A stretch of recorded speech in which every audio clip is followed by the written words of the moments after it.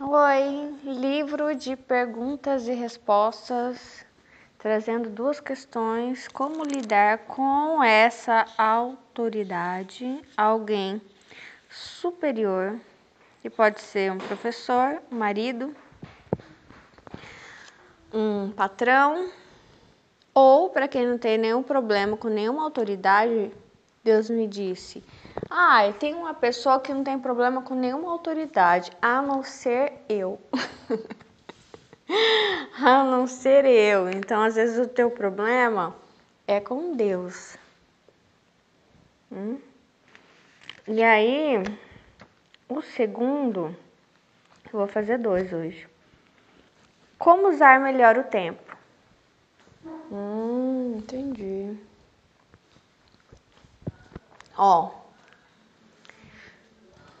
Pode ser que você tenha problema com a autoridade em relação ao tempo. Ou porque tem pouco tempo por causa de uma autoridade que te cobra muito. Ou eu não sei. Ou não sabe usar o tempo. Tá sugado, sem tempo. Ou não entende o tempo de Deus, ou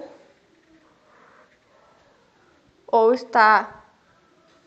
Porque assim, o que eu tô vendo é o seguinte. Eu me apresentei, eu sou a Melissa, mas também isso não importa aqui. Olha, pega essa mensagem. Há várias autoridades na sua vida, não só uma, né? E para cada uma você tem que entregar algo, né? Você tem a sua responsabilidade. Talvez você tenha que entregar algo na igreja, algo na escola, na faculdade, algo no trabalho e algo em casa. E algo para Deus. E algumas autoridades você dá demais e outras você dá pouco ou não dá nada. Enfim, que é sobre o tempo. Qual o tempo que eu devo dar para essa autoridade e aquela? E qual o tempo, qualidade também? Entendeu? Amém? São vários questionamentos de como entregar o tempo certo para cada autoridade. E talvez entender mudanças de autoridades na nossa vida. Mudança de autoridades. Eu estava debaixo daquela autoridade, agora isso muda. Sou debaixo, e agora como é que eu faço? Como é que eu me habituo a essa nova autoridade? Um novo patrão, um novo gerente, uma nova liderança que eu estou debaixo de. Aí tem uma nova pessoa.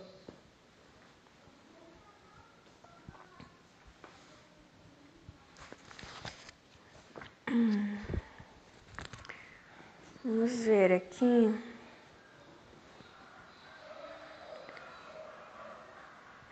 Nunca tive problema com nenhuma autoridade. Eu os respeitava e eles gostavam de mim.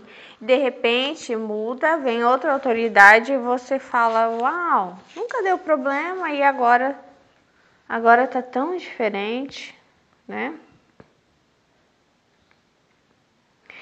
Mateus 7,12. Todas as coisas, portanto, que quereis que os homens vos façam, vós também tendes de fazer do mesmo modo a eles.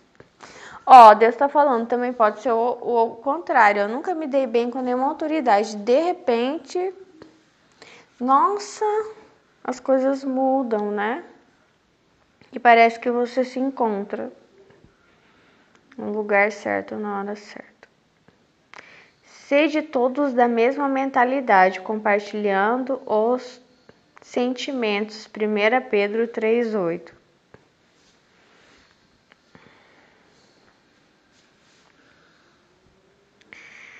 Eu acho um pouco difícil ter igualzinha a mesma mentalidade.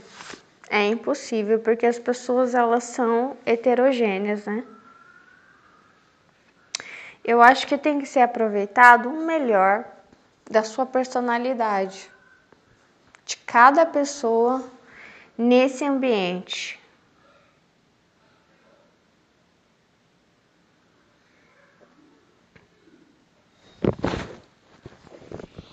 Aqui fala, as autoridades têm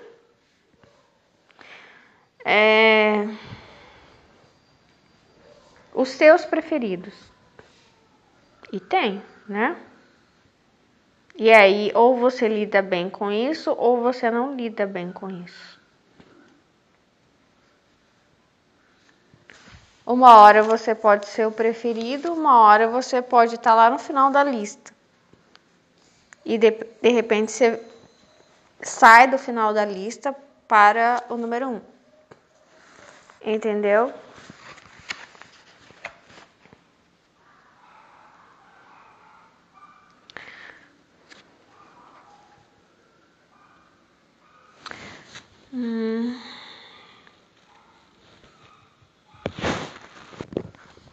Aqui tem uma pergunta muito legal, ó. Como resolver problemas específicos? Ó, entender as limitações da sua autoridade. É apenas o começo. O que você pode fazer para resolver um problema específico? Como você poderia lidar com as situações a seguir? Aqui, mereço uma nota melhor. Ou mereço mais reconhecimento.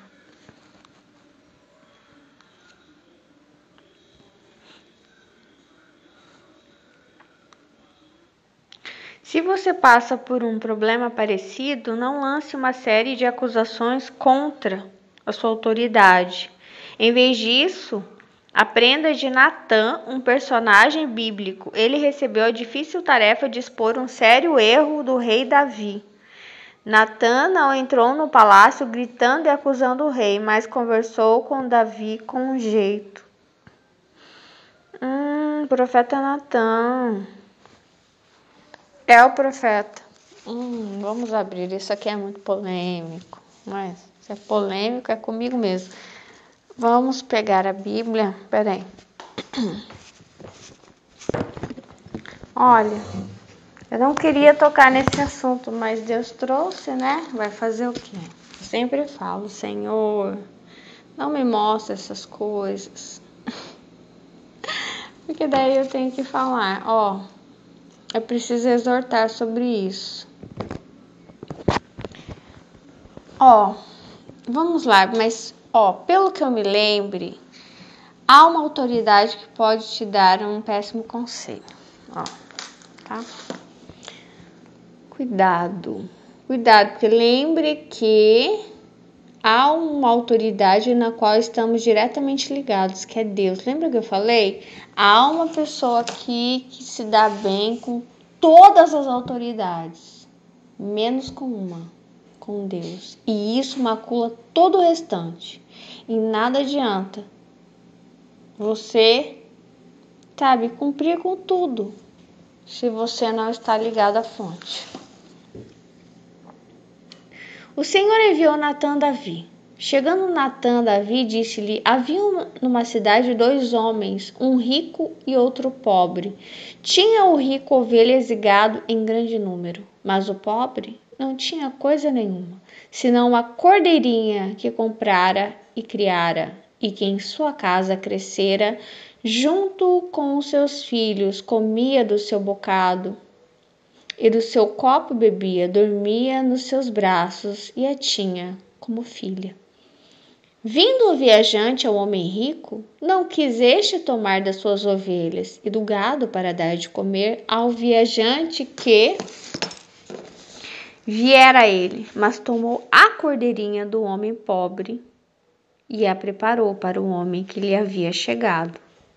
Então o furor de Davi se acendeu sobremaneira contra aquele homem e disse a Natã: tão certo como vive o Senhor, o homem que fez isso deve ser morto. E pela cordeirinha restituirá 4 vezes, porque fez tal coisa e porque não se compadeceu. Então disse Natã a Davi: tu és o homem. Assim diz o Senhor, Deus de Israel: eu te ungi rei sobre Israel e eu te livrei das mãos de Saul. Dei-te a casa de teu senhor e as mulheres de teu senhor em teus braços, e também te dei a casa de Israel e de Judá. E se isto fora pouco, eu teria acrescentado tais e tais coisas. Por que, pois, desprezaste a palavra do Senhor, fazendo o que era mal perante ele? Urias, o heteu, feriste a espada, e a sua mulher tomaste por mulher, depois de o matar com a espada dos filhos de Amon. Agora, pois, não se apartará a espada jamais da tua casa, porquanto me desprezaste e tomaste a mulher de Urias, o heteu, para ser tua mulher. Assim diz o Senhor: eis que da tua própria casa suscitarei o mal sobre ti, e tomarei tuas mulheres à tua própria vista, e as darei a teu próximo, o qual se deitará com elas em plena luz deste sol. Porque tu o fizeste em oculto, mas eu farei isto perante todo Israel e perante o sol. Então disse Davi a Natã: pequei contra o Senhor. Disse Natã a Davi: também o Senhor te perdoou o teu pecado, não morrerás. Mas, posto que com isto deste motivo a que blasfemassem os inimigos do Senhor, também o filho que te nasceu morrerá. Então Natã foi para sua casa. E o Senhor feriu a criança que a mulher de Urias dera à luz a Davi, e a criança adoeceu gravemente. Buscou Davi a Deus pela criança, jejuou Davi, e vindo passou a noite prostrado em terra. Então os anciãos da sua casa se achegaram a ele para o levantar da terra, porém ele não quis e não comeu com eles. Ao 7º dia morreu a criança, e temiam os servos de Davi informá-lo de que a criança era morta, porque diziam: eis que, estando a criança ainda viva, lhe falávamos, porém não dava ouvidos à nossa voz. Como, pois, lhe diremos que a criança é morta? Porque mais se afligirá. Viu, porém, Davi que seus servos cochichavam uns com os outros, e entendeu que a criança era morta. Pelo que disse aos seus servos: é morta a criança? Eles responderam: morreu. Então Davi se levantou da terra, lavou-se, ungiu-se, mudou de vestes, entrou na casa do Senhor e adorou. Depois veio para sua casa e pediu pão. Puseram-no diante dele, ele comeu. Disseram-lhe seus servos: que é isto que fizeste? Pela criança viva jejuaste e choraste, porém, depois que ela morreu, te levantaste e comeste pão. Respondeu ele: vivendo ainda a criança, jejuei e chorei, porque dizia: quem sabe se o Senhor se compadecerá de mim e continuará viva a criança? Porém, agora que é morta, porque jejuaria eu? Poderei eu fazê-la voltar? Eu irei a ela, porém ela não voltará a mim. Então Davi veio a Batseba, consolou-a e se deitou com ela. Teve ela um filho, a quem Davi deu o nome de Salomão, e o Senhor o amou. Davi o entregou nas mãos do profeta Natã, e este lhe chamou Jedidias, por amor do Senhor.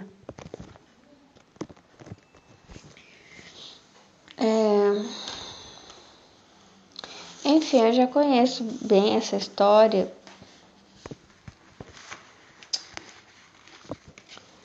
E isso me lembra bastante algumas histórias, né, reais também, né, como de Davi, enfim, reais que eu digo assim, mais próximas de nós.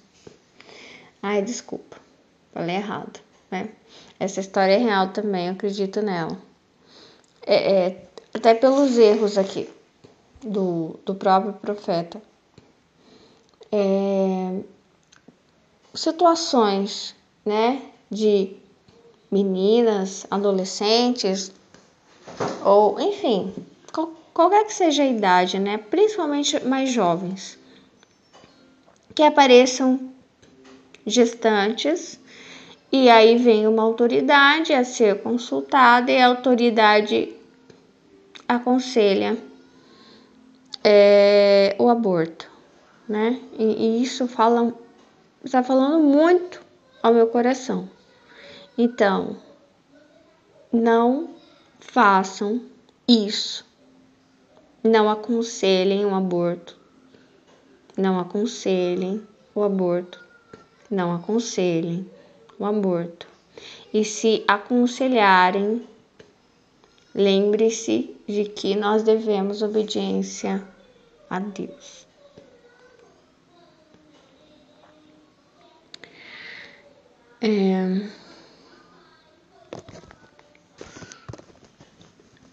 Eu trouxe para vocês outro dia a história de Tamar, que era uma mulher viúva, né, que não tinha tido filhos.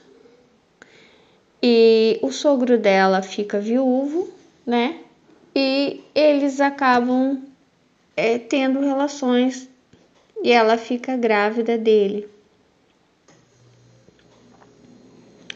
E aí nascem 2 crianças.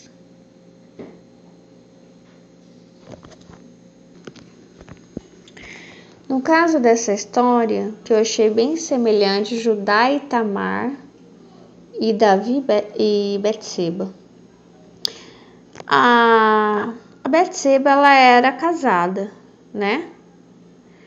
Então, a mulher casada, ela não podia ter relação com outro homem a não ser o marido dela. Então aí tem um pecado que não pode ser sanado, entendeu? Segundo o que os judeus acreditavam. E todo pecado que não pode ser sanado, quer dizer, ele sempre é visto como algo que precisa sofrer uma morte. Entendeu? Então só é sanado a partir da morte, ele não pode conviver ali. Por isso as sentenças de morte, né, de apedrejamento. Aqui no caso de Judá e Tamar, a Tamar ela fica viúva 2 vezes e o sogro dela promete a ela que a casará com seu filho caçula quando ele se tornar adulto. Só que como passa muito tempo, o menino se torna adulto, ele esquece da promessa. Mas a Tamar não esquece. A pessoa que recebeu uma promessa não esquece. A pessoa que deu a promessa, muitas vezes esquece. Menos Deus, né? Enfim. E como ela não vê que o sogro dela cumpra com a promessa, ela se veste de prostituta e tem uma relação sexual com ele como prostituta. Mas ela se disfarça, ele não sabe que ela é a Tamar, que é a nora dele. Ele acha que ela é uma prostituta qualquer. E quando chega aos ouvidos dele que ela está grávida, sem estar casada, ele diz: vamos matá-la, vamos queimá-la viva. Mas aí, como ela tem alguns objetos dele com ela mostra: olha, mas foi você que se deitou comigo. Eu estou grávida de você. E como ele é viúvo, e ela é viúva também, então as crianças sobrevivem, que não é o mesmo caso, tá? Do filho de Davi com Betseba. Ela é casada, ela é mulher. Se fosse ele, não haveria problema nenhum, só ele. Ele com uma mulher viúva, uma mulher solteira. Porque o homem não devia fidelidade à sua esposa. Então, assim, não é sobre o que é pecado, de fato. É sobre o que é pecado segundo a lei que eles consideravam de Deus. Porque hoje nós consideramos pecado um homem casado que tem uma segunda esposa, que tem uma segunda mulher, né? Mas naquela época não. E isso não quer dizer que não era pecado, mas que o pecado escrito não significa, como que eu vou dizer? Os escritos não significam a vontade de Deus, porque Deus é atemporal.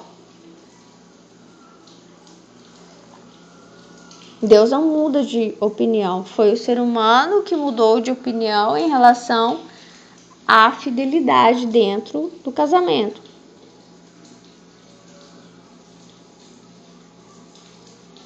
E Deus não muda de ideia quanto ao não matarás. Não matarás, né? Então, de repente, né, pode haver uma criança fruto de um homem casado ou de uma mulher casada que ela se vê grávida, ela é casada, não é do marido e ela pensa em abortar. Por quê? Por causa do escândalo? Hoje sim, por causa do escândalo. Não porque acredita que o pecado não pode ser sanado, até porque o pecado não é da criança. Só que naquela época se acreditava que sim, o pecado era da criança, não só do pai e da mãe, mas da criança também. Era a crença deles. E eu quero acreditar que as pessoas não acreditam mais nisso, pelo amor de Deus, né? Mas acreditam. Acreditam porque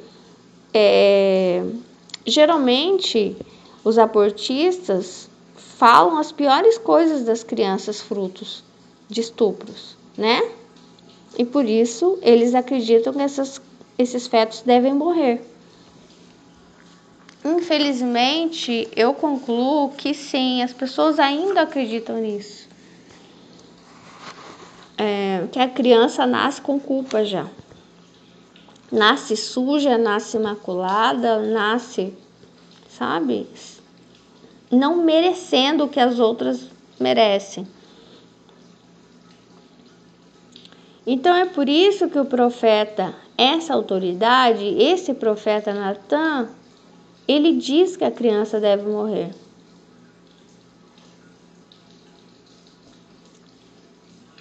Por causa do pecado, não de Davi, que eu vejo, né? Mas do pecado da mãe da criança. Porque ela, a mulher, ela tinha a obrigação de ser fiel ao marido, mas ele não. Davi, ele tinha outras mulheres, é o que foi falado aqui, quer ver? Só um pouquinho. Inclusive, então disse Natan a Davi, eu te ungi rei e te livrei das mãos de Saul. Dei-te a casa de teu senhor e as mulheres. Olha o que o profeta diz. Eu te dei as mulheres que você tem. Eu te fiz rei. Eu te livrei do teu inimigo e te dei essas muitas mulheres que você tem. Por isso que eu digo que aquilo que é escrito como pecado não coincide com o que é pecado, porque olha o que o profeta está dizendo. Essa é a palavra de Deus, direcionada por Deus, que foi Deus que deu muitas mulheres para Davi, não foi Deus, não era da vontade de Deus que ele tivesse uma segunda, uma terceira, quarta, quinta, não era, porque Deus, ele é atemporal. E não foi de Deus a vontade aqui que se caísse uma maldição sobre o inocente. Essa aqui era do coração do profeta. Vinde a minhas criancinhas, né? Disse Jesus. Agora, eu não sei se essa criança ela foi deixada num canto, é o que sempre aparece para mim essa criança deixada num canto para morrer, ou se conhece uma palavra que chama praga? Alguém que joga praga?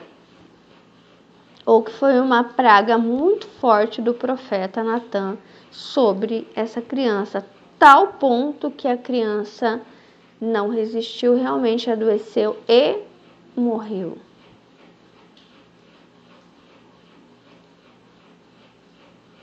E geralmente são os inocentes que pagam. Então, sim, as autoridades. As autoridades, não podem dar um tipo de conselho que recaia sobre os inocentes.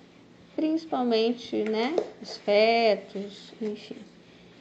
Não. Tome cuidado com isso. Aqui tem uma outra tópico aqui, ó. Acho que a minha autoridade está me discriminando.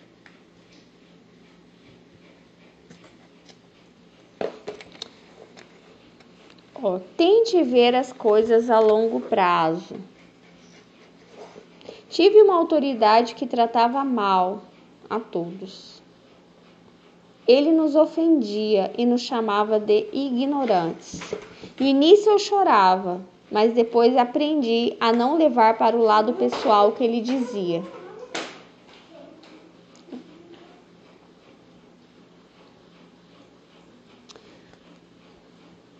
Moisés foi uma pessoa muito privilegiada. Ele foi criado na família real de Faraó e instruído em toda a sabedoria dos egípcios. Ele poderia ter obtido fama, fortuna e poder, mas não foi influenciado pela pressão dos colegas nem foi atraído pela ambição egoísta. Em vez disso, ele escolheu usar a vida de um modo que sem dúvida surpreendeu a muitos. Ele preferiu ser maltratado com o povo de Deus. Será que Moisés perdeu alguma coisa ao fazer isso? Por ter escolhido servir a Deus e ajudar as pessoas, ele teve uma vida feliz e gratificante. Aqui é o seguinte, é sobre reputação. Muitas vezes a pessoa, para fazer o que é certo, ela precisa se expor, deixar de lado aquilo que parece certo para fazer o que realmente é certo. Entendeu? Digamos que haja uma mulher casada que está grávida de alguém que não é o seu marido. O que fazer? Assumir a criança, né? E não parecer ter uma história perfeita, no qual os filhos, os netos, ninguém vai dizer, mas Deus sabe, entendeu? Deus sabe. É melhor uma vergonha passageira e você assume a sua responsabilidade e vai para o céu do que cometer um ato de violência. Que Deus não perdoa a não ser por arrependimento genuíno. E muitas pessoas que se consideram salvas fazem isso. Porque acham que já estão salvas, então qualquer atitude que fizerem. Imagina isso. Uma mulher casada dentro da igreja que fica grávida do amante. Como é que ela vai aparecer na igreja grávida? Ela prefere manter a aparência de santidade do que assumir a criança, porque ela perderia o marido, talvez perdesse os filhos, entendeu? É melhor perder. É melhor perder a igreja, é melhor perder tudo, entendeu? Do que perder de fato a salvação, não a aparência de salvação. Esteve no meu caminho, conheceu tudo sobre mim, mas não fez a vontade do meu Pai. Então, aparta-te de mim. Então, é sobre isso. Agora, como usar o seu tempo? O tempo é como um cavalo veloz. Para que ele lhe seja útil, você tem de aprender a controlá-lo. Fazer uma programação. Faça uma programação. Faça listas. Se necessário, pregue na geladeira, tá? Como é que você faz? Tem mulheres, eu tô falando porque Deus está falando. Já tem os filhos grandes. Aí ela vai e aparece grávida. O marido fala, se vira, eu não quero essa criança. Aí ela vai lá, ela pensa o quê? Se virar com a criança. Abortar essa criança. Porque eles não querem mais uma criança. Ou pode ter tido até um combinado, nós não teremos filhos por enquanto. Ela fica grávida. E aí eles decidem o quê? Não ter um filho por enquanto, mas a criança já está lá. O que eles fazem? Eles resolvem. Resolvem por si próprios. Cuidado com isso.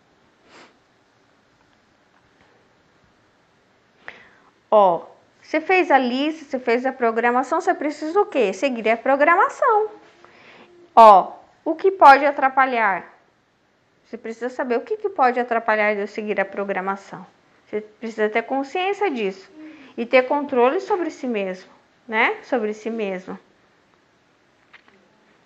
Que está escrito: não planeje coisas demais no mesmo dia para que você não fique estressado. Seja organizado, organizada.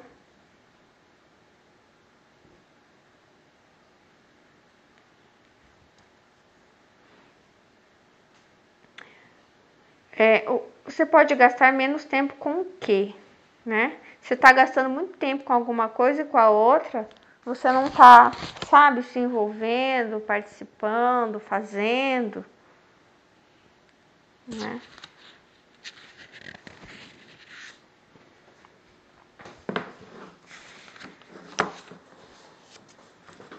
É isso, tá?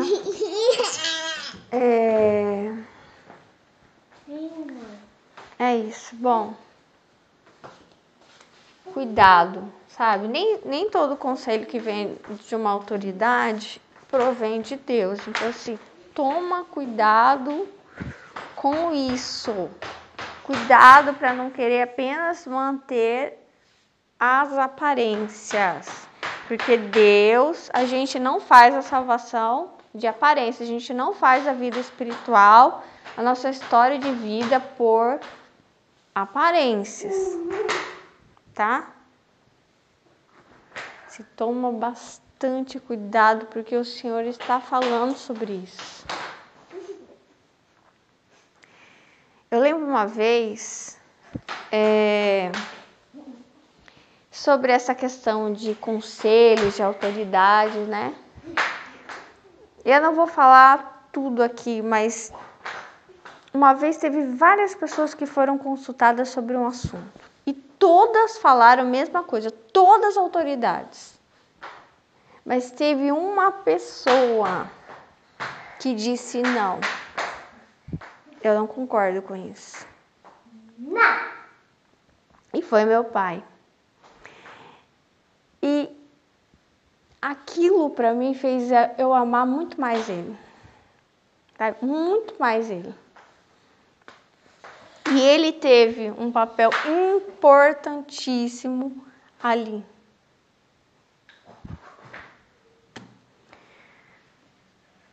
É isso. Então, Deus abençoe vocês.